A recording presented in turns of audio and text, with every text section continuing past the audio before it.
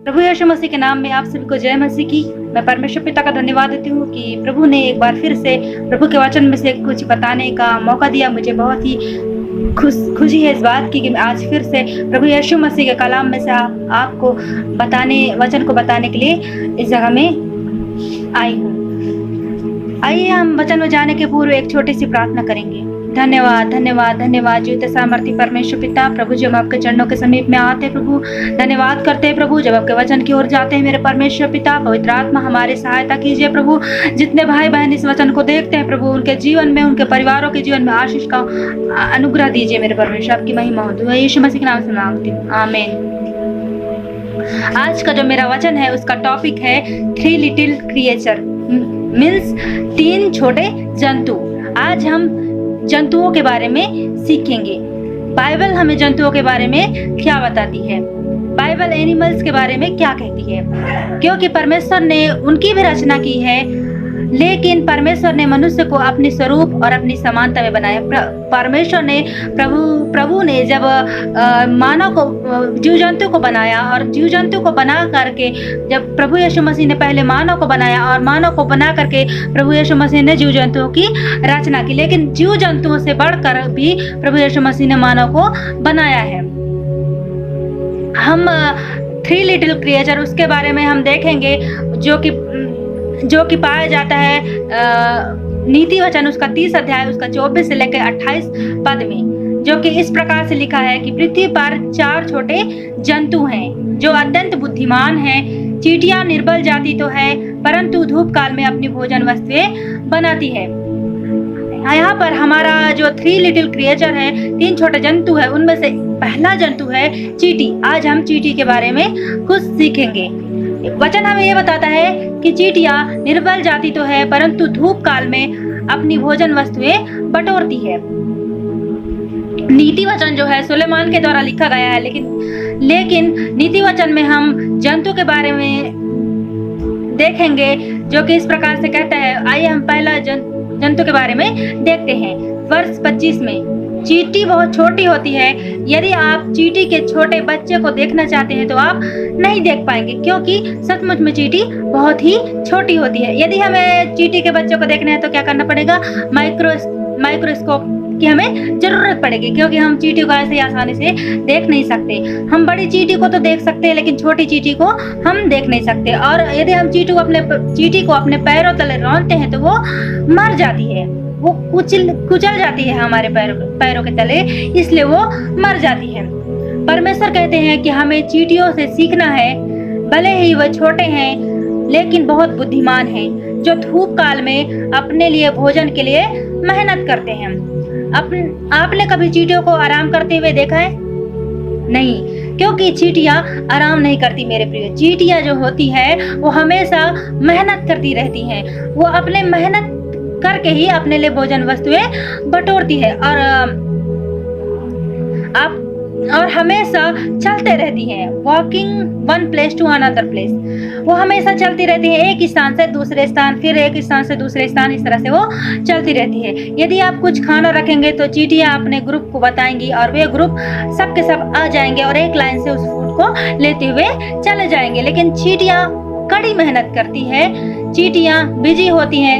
हम भी कई बार हमें कोई पूछता है कि आप क्या कर रहे हैं, तो हम लोग बोलते हैं कि हम बिजी हैं, लेकिन हम किस बात पे बिजी रहते हैं ये हमें जानना जरूरी है। लेकिन चींटियां जो होती है वो कुछ प्रोडक्टिव वर्क करने के लिए बिजी होती है। चींटियां जो होती है प्रोडक्टिव वर्क करती रहती हैं। हमको चींटियों से कुछ सीखना चाहिए। मुझे और आपको बड़ी मेहनत करनी चाहिए। जो चींटियां हैं वो गर्मी में ही, धूप में ही भोजन बटोरती हैं, सर्दियों में नहीं। चींटियां राइट टाइम में ही वर्क करती हैं। हमको भी राइट टाइम को सीखना चाहिए कि हमें राइट टाइम में काम करना है। उदाहरण, यदि आप एग्जाम के टाइम में मेहनत नहीं करते और आप चाहेंगे कि मैं एग्जाम के टाइम में आप मेहनत नहीं करते, तो क्या होता है, आपको एग्जाम के बाद मेहनत करना पड़ता है, क्योंकि आप एग्जाम में कम लिखे होते हैं, इसकी वजह से आप सप्ली आ जाते हैं, तो आपको उसके बाद ज्यादा मेहनत करने की जरूरत पड़ती है। इसलिए हमें ये सीखना है कि हमें ये देखना है कि working in the time is important. जो समय पे वर्क करता है, जो समय पे काम करता है ना, है वही ज्यादा इम्पोर्टेंट है। क्योंकि सचमुच में यदि हम समय का महत्व जानते हैं मेरे प्रियो, तो हम समय पे ही काम करेंगे। प्रोवर्ब्स 6:6 इस प्रकार से कहता है, प्रोवर्ब्स 6:6 इस प्रकार से कहता है, नीति वचन 6:6, हे आलसी, चींटियों के पास जा, उसके काम पर ध्यान दे और बुद्धिमान हो।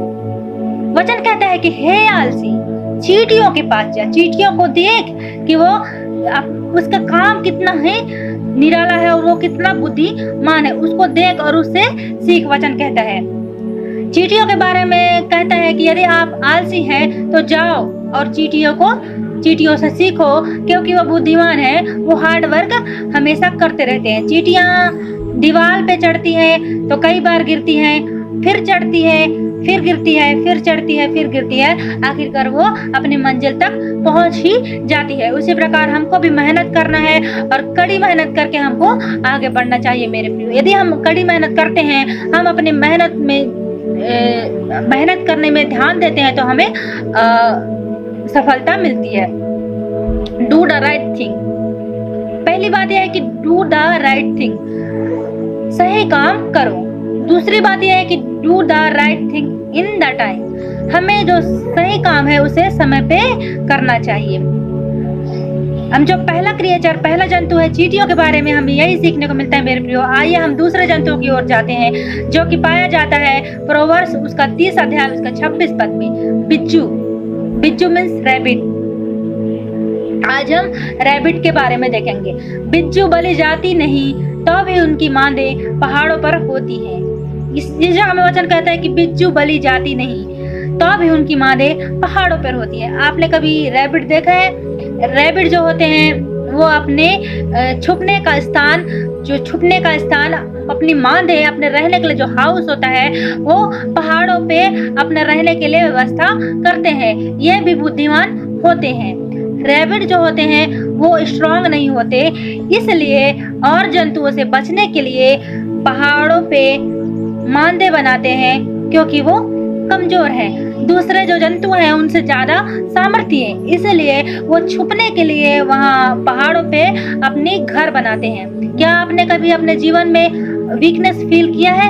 हाँ मेरे प्रियो, मैंने भी किया है।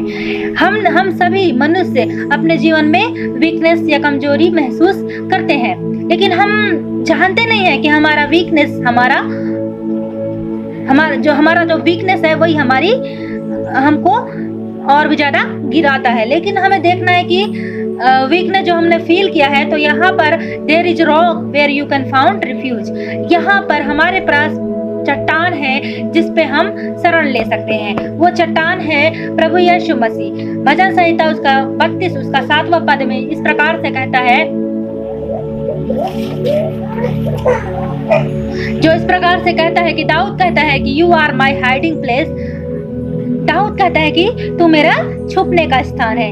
Lord you are my hiding place. वो कहता है कि तू प्रभु मेरा छुपने का स्थान है, मैं वहीं पे शरण लेता हूँ। वो इस प्रकार से कहता है। हमें भी परमेश्वर की शरण लेनी चाहिए मेरे प्रियो।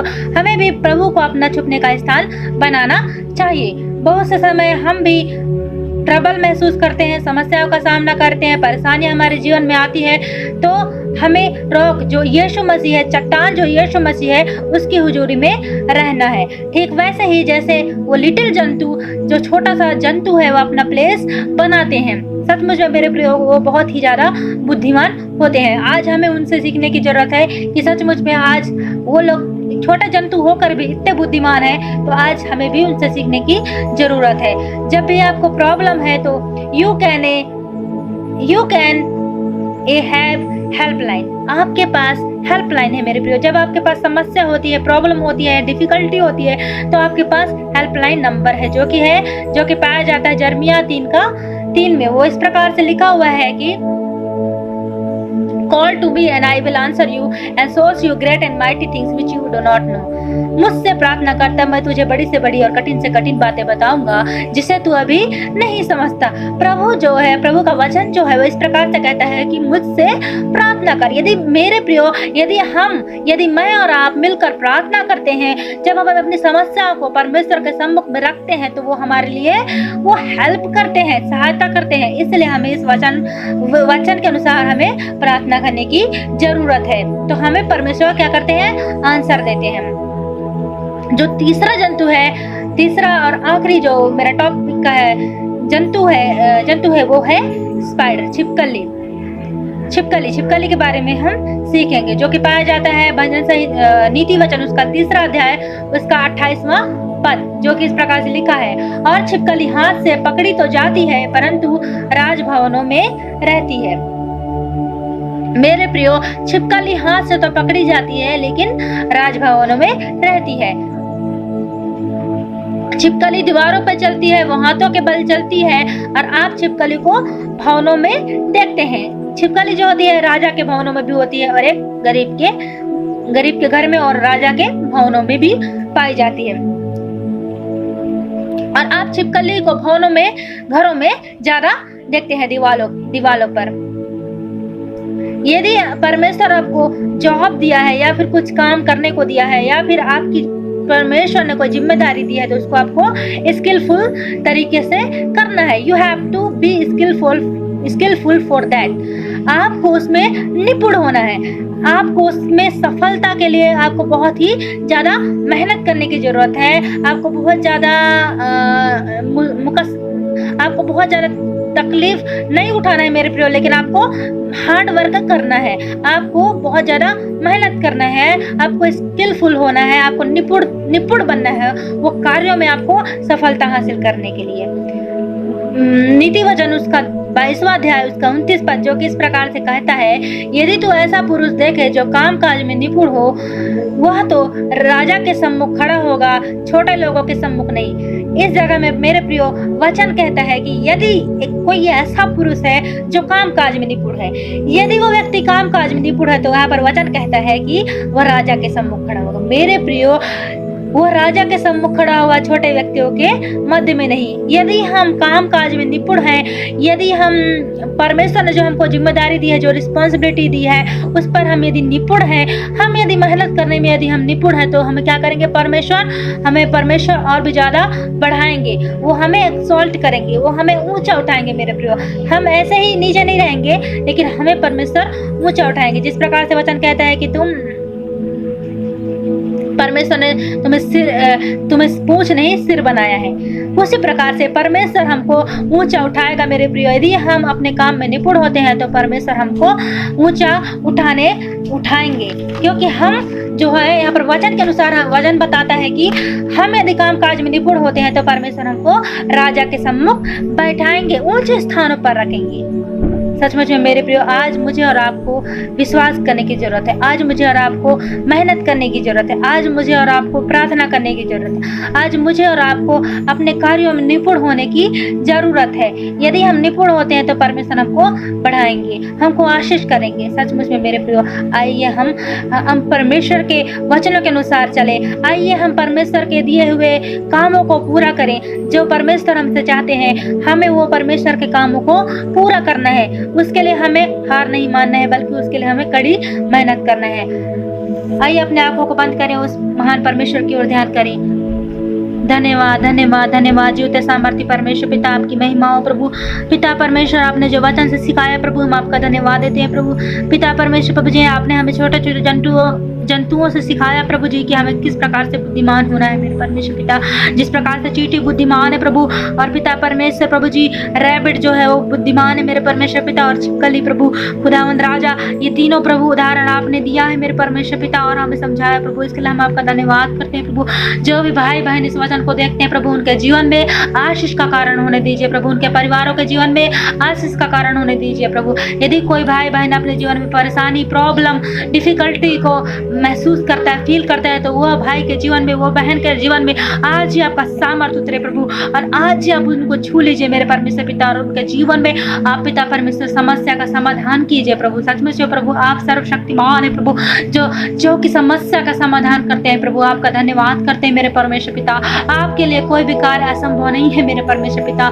मनुष्य के लिए यह असंभव है प्रभु, लेकिन आपके लिए सब कुछ संभव है मेरे परमेश्वर पिता। इसलिए हम आपको पुकारते हैं प्रभु, इसलिए हम आपको पुकारते हैं प्रभु, क्योंकि हम जानते हैं कि आप हमारे प्रार्थना के सुनने वाले परमेश्वर हैं। धन्यवाद प्रभु, सारी बातों में आपकी महिमा हो, आप बड़े हम घटने पाए। दो यीशु मसीह आपके नाम से मांगते हैं, आमीन। आप सभी को जय मसीह की।